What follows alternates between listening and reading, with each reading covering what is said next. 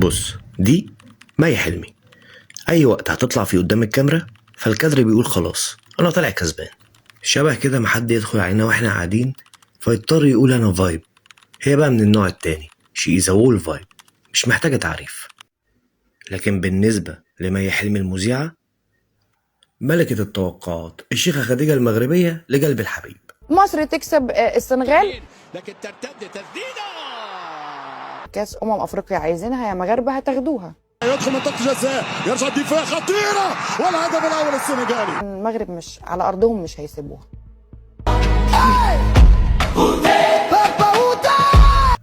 لو عندها تصريح مش هتقولهولك غير لما تكون واثقة في مصدره. كابتن حسام حسن في تصريح لا اعلم صحته من عدمه. تمام، هو هنا المفروض حضرتك ما تكمليش، انت مش واثقة في مصدره. ولكن التصريح بيقول تلقينا عروضا لتدريب منتخبات اخرى. معرفش تاني صحة الخبر من عدمه، ولكن الخبر منتشر وجالي ما بين الورق، يبقى الخبر موجود من صحيفة محترمة يعني. لا اذا كان كده يبقى خبر موثوق فيه. كملي. وارجع اقول تاني، هل دلوقتي ده وقت ان انا اقول جالي عروض، ولا وقت ان انا دلوقتي مركز في المنتخبات اللي هلعبها ودي علشان فاضل شهرين على كاس العالم؟ طب بدلي بينا الكراسي، انت نفسك مش عارفة صحة الخبر من عدمه، هثق انا فيك ازاي؟ وفي الاخر سواء اتفقت معايا او اختلفت، في الحقيقة هي دايما stealing the frame.